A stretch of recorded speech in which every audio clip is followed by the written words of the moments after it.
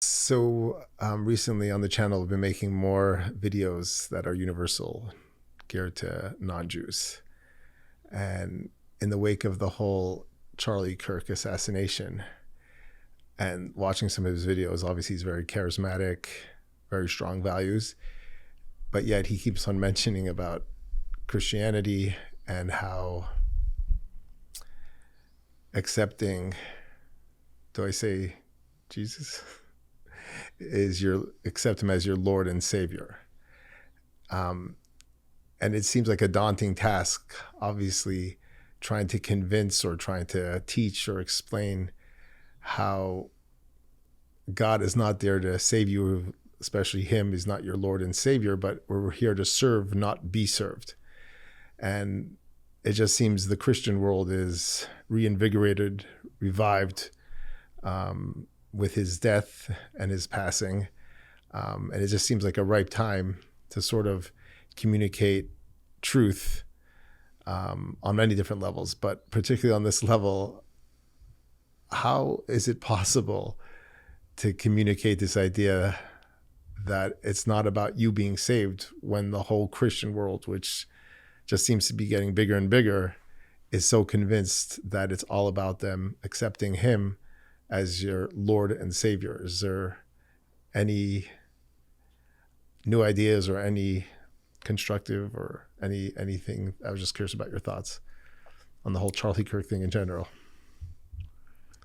Look, it's hard to pin it down to exactly what the belief is. The Trinity, he is God, but he's God's son.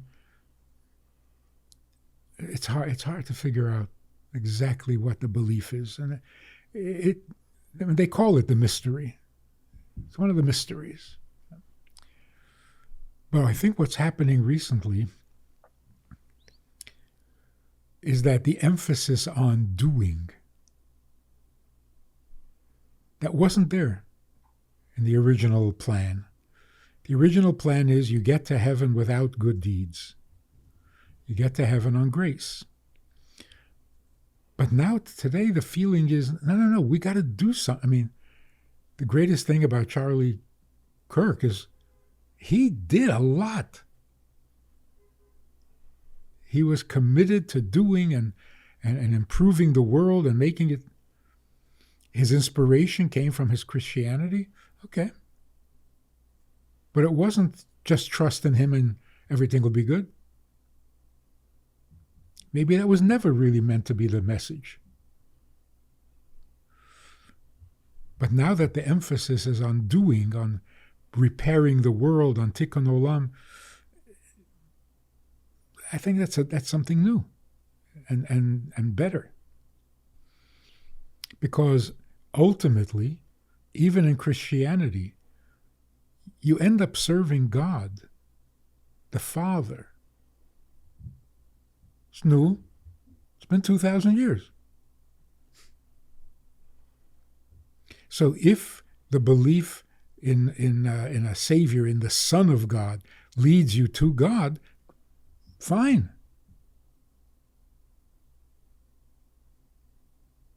If he's Mashiach, Mashiach brings you back to God, not to himself. So it's okay that they believe that? I don't know exactly what they believe, but something is shifting there. I think early Christians would not recognize it as Christianity. The emphasis is not on getting to heaven. The emphasis is on making the world a better place. It's very different. But yet ever present that you need to be saved. You're born in sin and you need to be saved, and just accept him and you'll be saved. Still, I mean, watching his speeches sounds great. Talks about abortion, obviously we agree pretty much with everything he's saying. And then he shifts to, yeah. Now, what is the opposite? What is the Jewish message? Obviously, we're not trying to convert or trying to make them accept anything in that fashion. But what if I was up on there on stage and I would speak to a group of Christians, what is our specific message that we want them to hear? The message is that we didn't mess up the world. I don't think human beings are capable of creating such a mess. Death, suffering, disasters, tragedies. We're not that capable.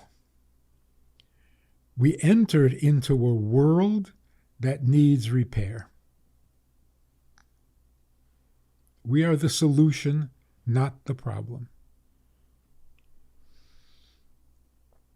So we can become victims of the pain and the negativity and the ugliness of the lowest world, and then we become part of the problem. But we didn't create the problem. We didn't start the fire. That, I think, is the main point. The main point is God created a world in need of repair, and we are the repairers. So let's get with it. We're not here to redeem ourselves. We're here to fix the world for the Creator.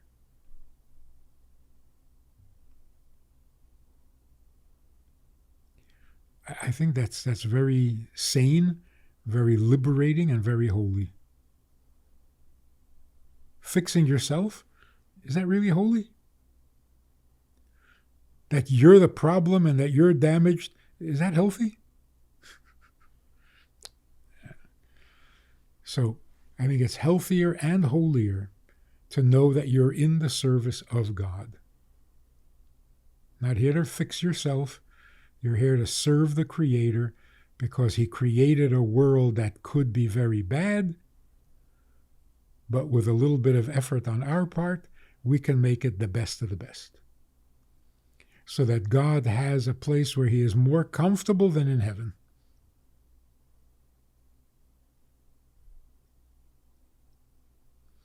And there are some encouraging signs that fixing the world has become a universal concept in all religions. It just doesn't have the prominence that it should have. Getting to heaven still feels like it's more important, but it's not what it used to be. So we're getting there. We're getting there.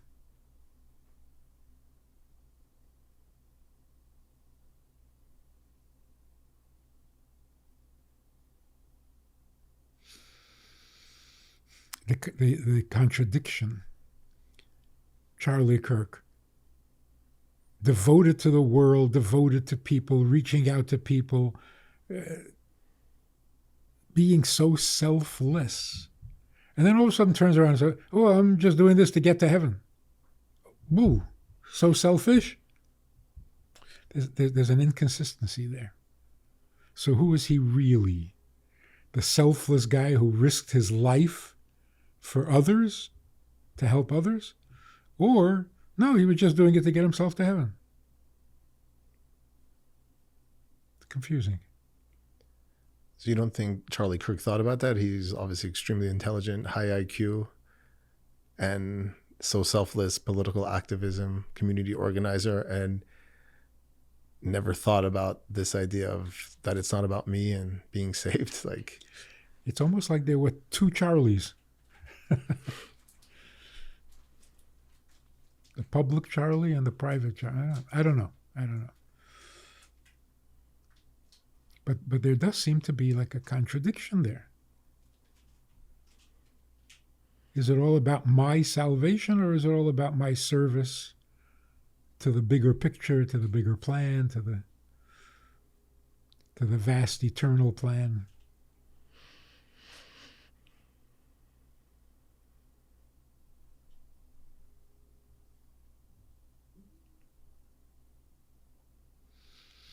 And for Jews, going into Yom Kippur, what is Yom Kippur? A little self-help project?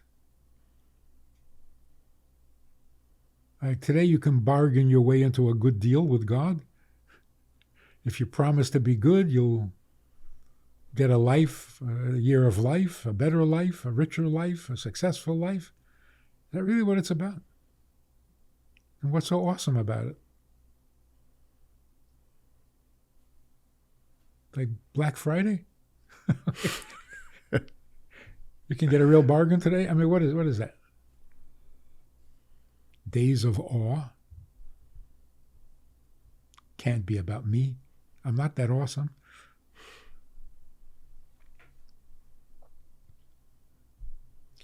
Can't be. Today God is judging me, so I need to...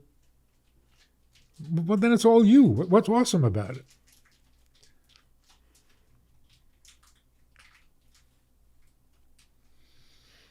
Yom Kippur should be a day in which we get sobered so that we're moved and inspired to never waste another day on ourselves. That would be something.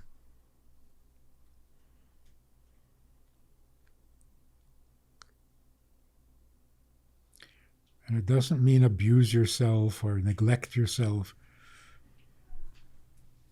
It means there's more, much more to life than yourself. So yeah, it goes against everything that modern psychology or pop psychology and everybody else is telling you. But look at the evidence. We are the most spoiled, most indulged, most self-loving, narcissistic generation, and we're all miserable. How does that work? Because we don't love ourselves enough? It's crazy. Joy does not come from self.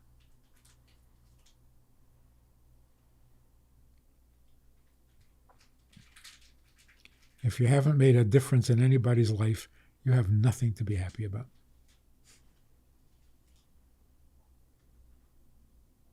That's putting it strongly and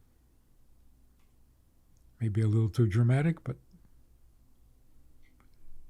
there's some truth in it.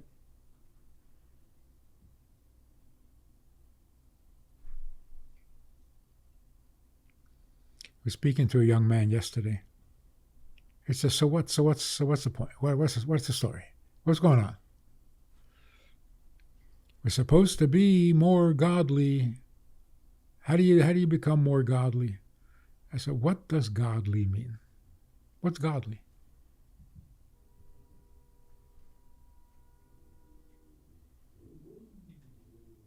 Godly means godlike. You want to be godlike? You want to be infinite? You want to be eternal? What do you want? What do you mean be godlike? Imitate God. How? Create the world? Send people to hell? I mean, how do you imitate God? What is godly? Godly means similar to God. What is God? A perfect, infinite, eternal being who is not content being himself. If you're not content to just be yourself, you're godly.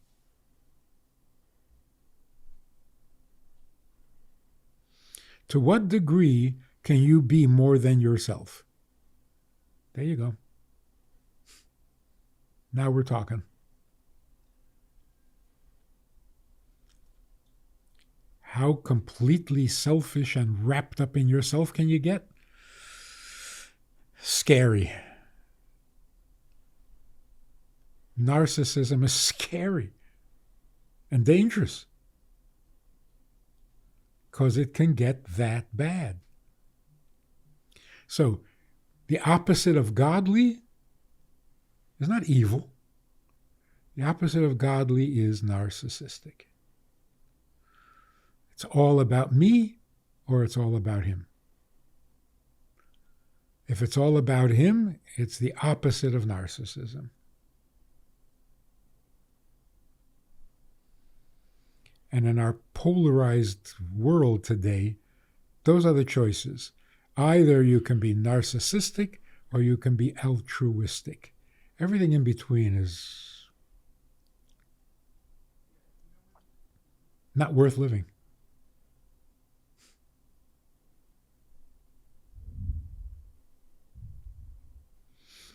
Altruistic means it's not about me.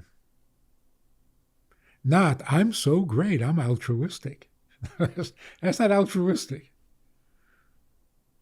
That's a petty ego.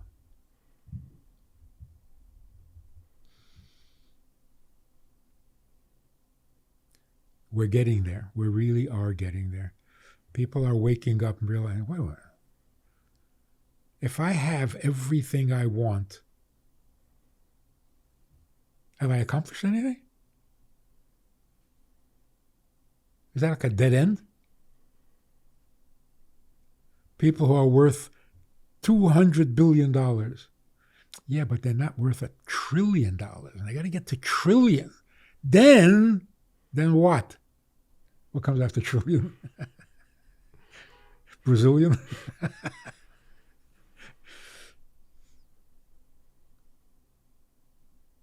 Chasing your tail. No matter how much you have, you don't get closer to contentment. That's frustrating. Because there is no contentment in narcissism. There is contentment in altruism.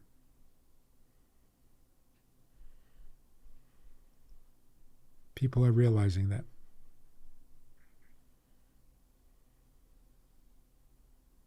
So if you want to chart or measure the progress of the universe, don't measure it in dollars and cents. Don't measure it in political power. Are more people becoming altruistic? The answer is yes. Since COVID, for sure. So, if it's not about me, then who is it about? Well, even children who have a right to be narcissistic. They're growing up very quickly. And they're not content being good little boys and girls. They want to do something. That's a sign of Mashiach's energy starting to fill the world. So going back to the question, attaining salvation, that so what? So what? Doesn't feel purposeful or like a big accomplishment. You were in trouble, you got yourself out of trouble. Yeah, well.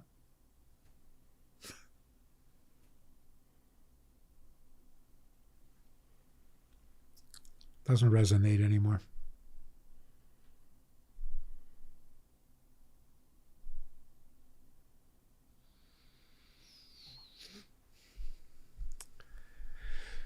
So just to wrap it up, so God wasn't content being alone, or he wasn't comfortable in heaven, wasn't working for him, so he created the world. A world that needs repairing. That's very messed up. He's dependent upon us to fix it, and constantly laying out challenges, either on a global scale, like Holocausts, or in people's personal lives, financial, health, all because he was not content being alone.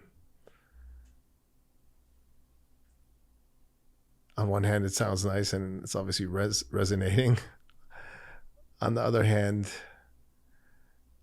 how are people supposed to love him and when life is constantly challenging and difficult? And it's completely because, he just didn't want to be alone, and in that sense, dragging us through the mud and making us suffer. You could see it that way. People thrive by nature. People thrive on accomplishment. I'd much rather be employed at a hard job than be unnecessary. So if I'm given a hard job, I can either look at it as suffering and punishment, or I can say, you really trust me to do this difficult? You really think I can do this? That's very satisfying. So, what does it mean God throws challenges at us?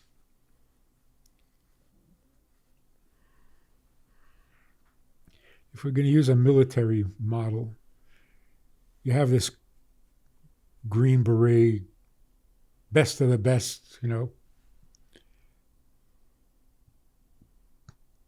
you're given a challenge. Can you capture that fortified position?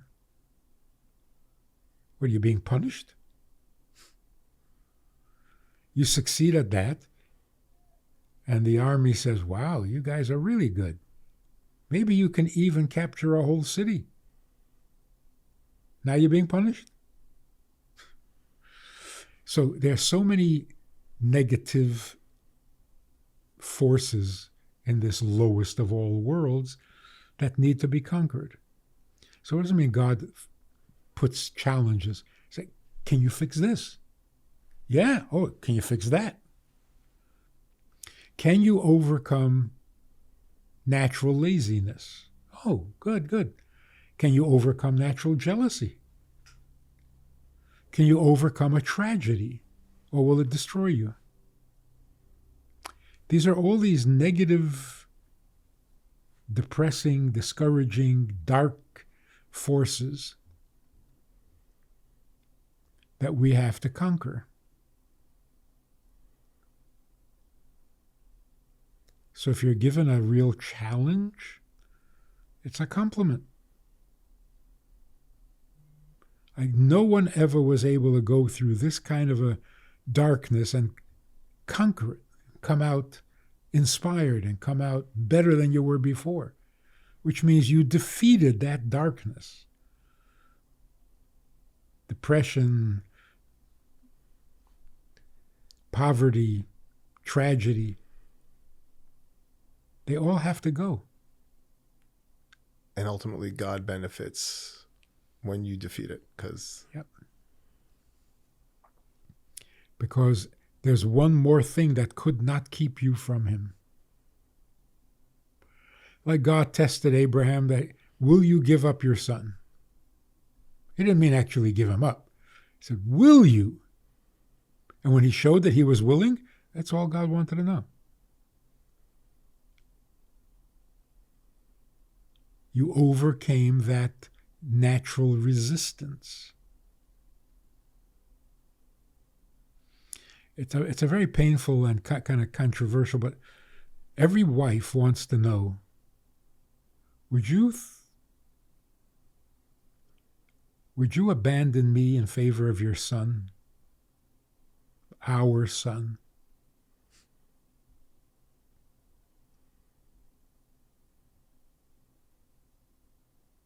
It's tricky, no? If you put children before me, that's not good. But then again, what, are you giving up your children? Are you crazy?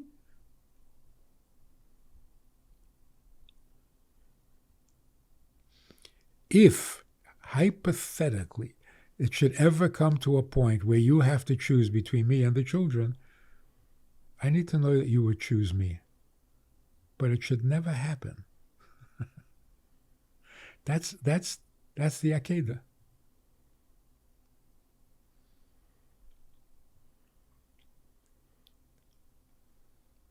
So who comes first, your spouse or your children? Your spouse. You're going to give up your children? God forbid. It's not. Don't prove your love to your wife by abandoning your kids.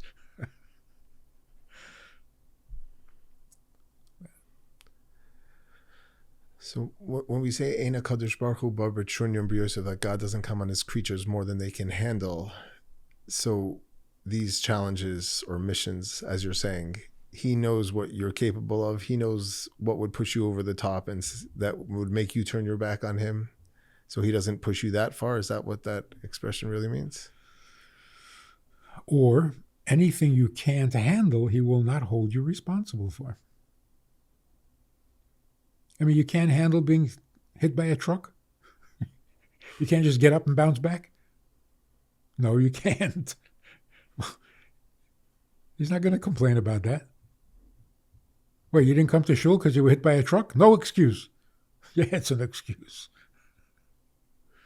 So God will never hold it against you if there's something you can't handle. Doesn't that seem pretty obvious? I always thought it was the first way of interpreting it, but you're saying it's the second way.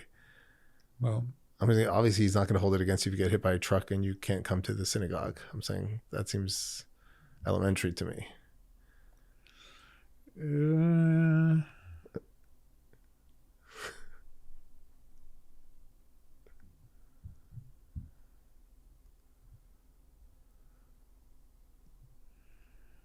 It's not unthinkable.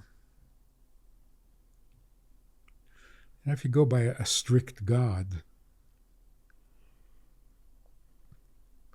it's like if you're working for a company and you get hit by a truck and you don't show up to work for a month, they're going to pay you? No. Too bad. You didn't work. So I'm sorry, but I'm not paying you when you don't work.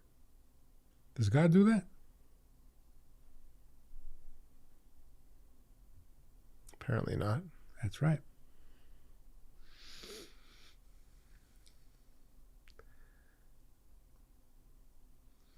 In fact, he gives you more after a tragedy.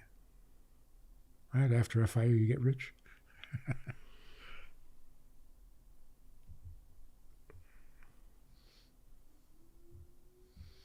So you could imagine, if God didn't tell us otherwise, you didn't show up to shul for a month? Sorry. You lost your seat.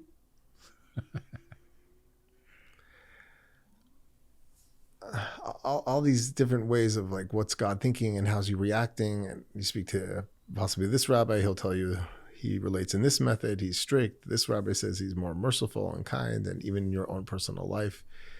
At this stage of my life, obviously growing up religious, it just seems still so mysterious exactly how he relates to us. We can never really know, other than just burying your head in the sand and saying, I got to do what I need to do. I obviously can't understand the bigger picture or how he's relating to me, or obviously we don't know why certain things happen,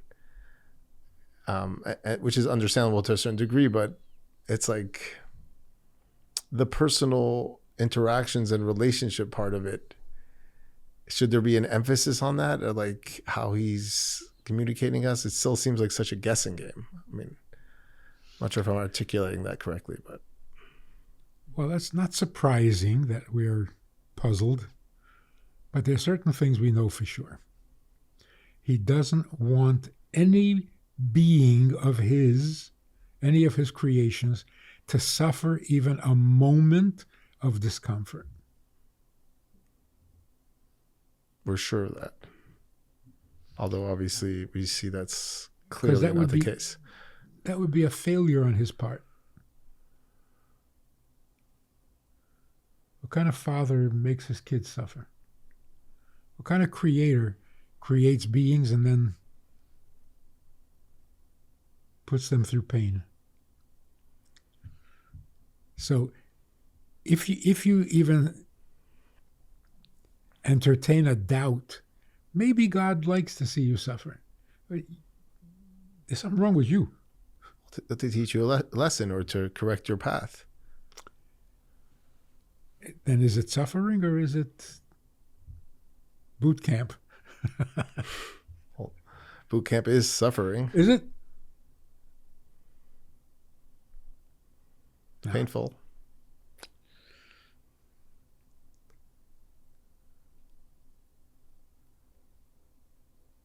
The sergeant who drives you past your endurance limits, is he cruel? No. Does he sometimes question himself, saying, maybe I'm pushing them a little too hard? Yes. So it's not that he wants to see you suffer. He wants to see you get past the suffer. And that does what? Huh? And that does what? You get past the suffering. You've repaired the world. You've given godliness more authority over human limits. Made it easier for everybody else. They see you do it, they're encouraged, they can do it too. But if you're not convinced that God really is sensitive to your pain and doesn't want to see you suffer even for a moment, then your picture of God is a reflection of your own insensitivity. Because we do assume that God is pretty much like we are, the best of what we are. And if the best what we are, you can imagine enjoying people suffering a little bit because they're bad guys. It's your own harshness that you're projecting. So I'm saying, but would he make us suffer in order to sort of steer us back on the right path? What does that mean exactly? You've gotten a little sloppy, a little lazy, you're ignoring him, you're not showing up to synagogue, whatever the example is, and he's going to throw you a zinger to remember who's boss. And now that sounds very contrived, and it works out for everybody's benefit. God needs this ugliness of the world repaired, and you need the challenge of repairing it. So he matches you up. And when you succeed, you win for both. He wins, you win.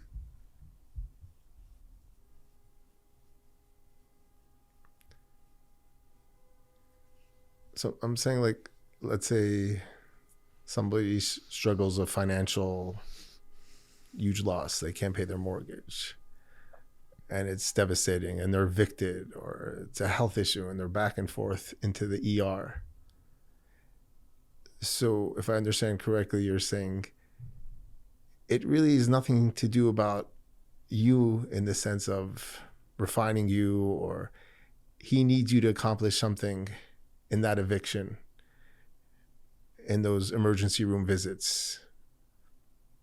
So you're completely there in service of him, not in rectification or punishment, right, for yourself. It has nothing to do with you, even though people could point and say, oh, you know why you were evicted? You know, you could have worked a little harder. You didn't pick the best career. Yeah.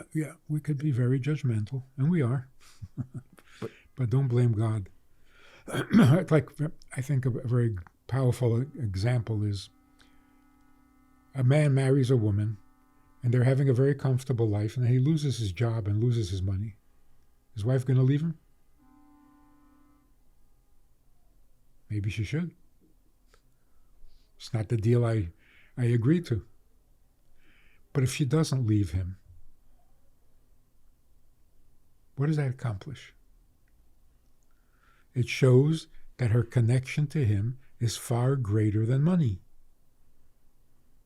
That's good for her and good for him. Let's make it even more intense. A guy gets caught committing a crime, and he's sitting in jail for years. His wife going to leave him? Have an affair? No? Wow. Our connection and our bond is stronger than the loneliness or the whatever, the disappointment and the embarrassment of having a husband in jail. Wow. See, the same thing with God. Will poverty make us forget about him? No. Wow. Like Job. What will make you forget me? Job says, nothing. Whatever comes my way, no, it's not going to get in the way of our relationship. And that is repairing the world, and that is awesome, and it's not a punishment.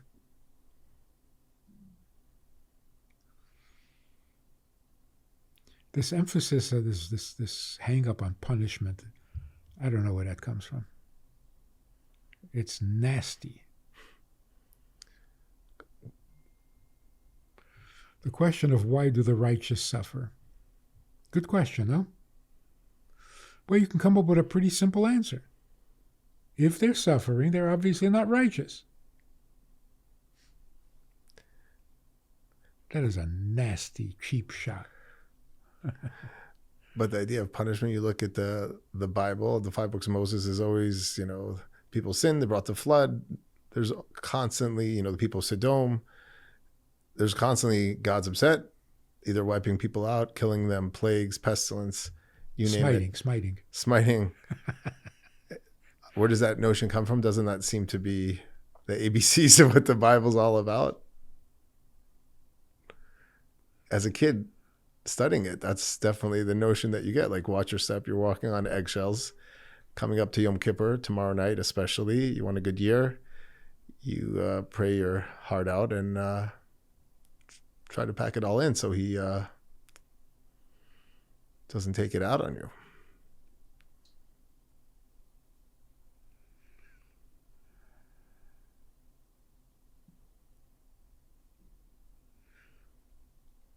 That has been the ruin of many a good boy. You're reading the Sanatoka, who by fire and who by water, who will be poor and who will be rich.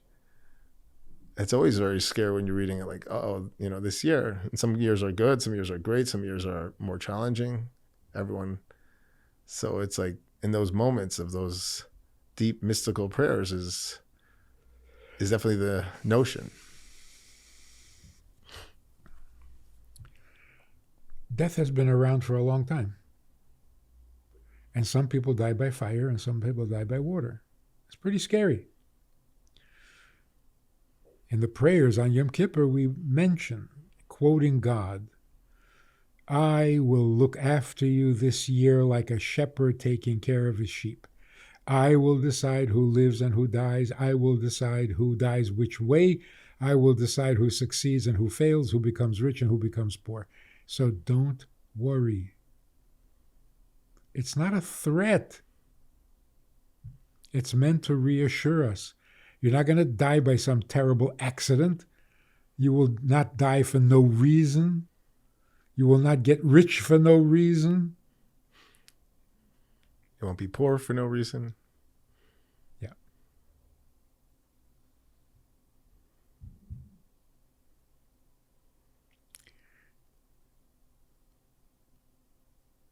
But what is the reason? Why would somebody be poor this year?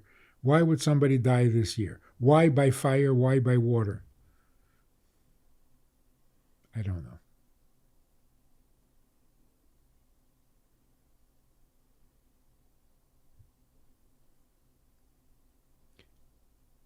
But the reassurance is, God is saying, I'm on top of it.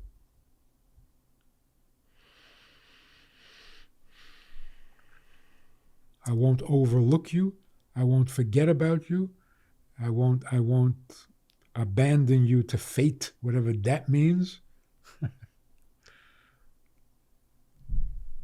It's sort of like a double-edged sword when you say that God's on top of it. On one hand, that could provide some relief. He's on top of it. It's his world. I don't have a God complex. He runs the world. On the other hand, because we've seen historically on larger scales, smaller scales, he's on top of it, is not so reassuring, because he's going to do what he wants or what's necessary. So it's not so reassuring. It's could be kind of terrifying.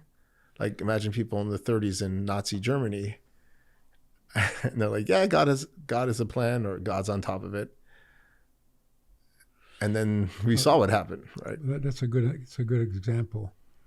Those who in the concentration camps or wherever else they were suffering, if they were truly aware that God is on top of it, they had a better chance to survive. There was also many who didn't survive because they were shot. Yeah. So it didn't help what they were thinking to help them survive.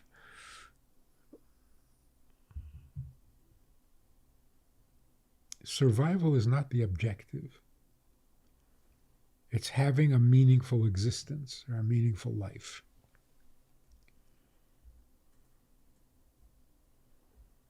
So it's not like I'm going to die because I'm bad. People die. The question is, with a reason or without a reason? So what are your options here? So yeah, God is in charge, but I can still die. Yes. So would you rather believe, no, God is not in charge? Oh, well, then you won't die? You'll just die for nothing and be born for nothing.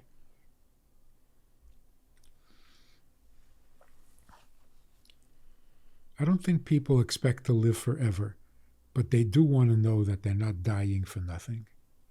Like dying in vain. That's the worst thing in the world.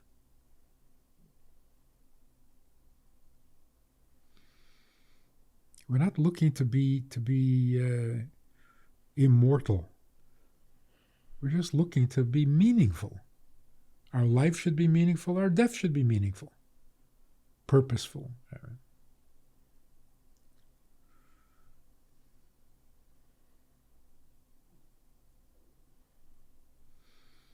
Like a good example is Moshe lived an incredible life, right? I mean, who accomplished more in one lifetime than Moshe? Not Avraham, not Yitzchak, not Yosef.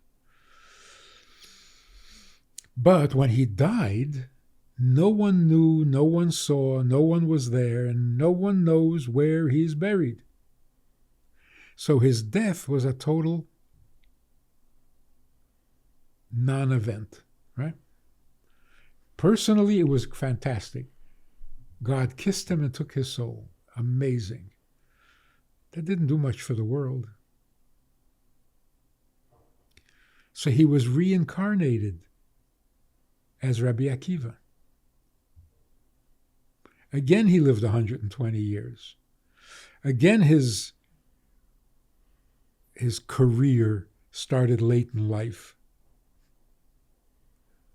And again, he brought Torah to the world, only this time the oral Torah. The big difference is he died and everyone is still talking about it. His death was not a non-event. His death accomplished as much as his life did. He died a martyr's death, and we're still talking about it. You know, death is death, but you want your death to be as meaningful as your life.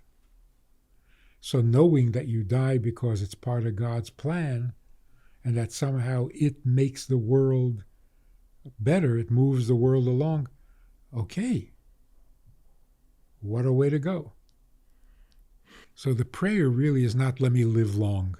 The prayer is, let me not die for my sins. That's embarrassing. And let me not die before my time, because that's crazy. In other words, my death should also be a Kiddush Hashem. Not just, okay, gone. My death should inspire my children, not depress them.